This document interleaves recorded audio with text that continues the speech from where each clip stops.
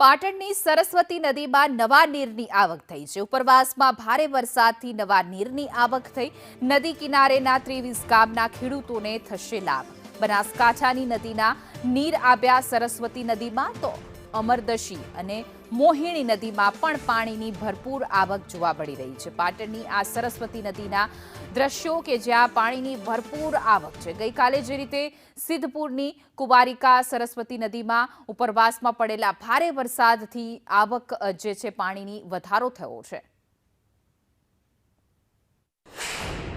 ગુજરાત રાજ્યમાં ગત રોજ જે ભારે વરસાદ પડ્યો હતો તેને લઈને પાટણ જિલ્લાની સિદ્ધપુરની જે કુંવારિકા સરસ્વતી નદી હોય કે પાટણની સરસ્વતી નદી હોય તેમાં નવા નીર આવ્યા છે। સ્વાભાવિક રીતે આપ મારા પાછળના દ્રશ્યો જે છે પાટણની સરસ્વતી નદીના અંદર કે જે રીતના ગત રોજ ગુજરાત રાજ્યના અંદર 4 સિસ્ટમ સક્રિય થઈ હતી અને ભારેથી અતિ ભારે વરસાદ સમગ્ર ગુજરાતના અંદર જોવા મળ્યો હતો। જ્યાં આગળ વાત કરવામાં આવે તો પાટણ જિલ્લાના અંદર જે 8 થી 9 ઇંચ જેટલો વરસાદ સિદ્ધપુર તાલુકાના અંદર ખાબક્યો હતો તો ઉપરવાસમાં પણ અતિ ભારે વરસાદ પણ જોવા મળ્યો હતો। સ્વાભાવિક રીતે જો વાત કરવામાં આવે તો સિદ્ધપુરની જે કુંવારિકા નદી છે તેની સાથે સાથે પાટણની સરસ્વતી નદીના બેરેક પણ અંદર ભરાયા હોય તેવા અત્યારે દ્રશ્યો સામે આવ્યા છે।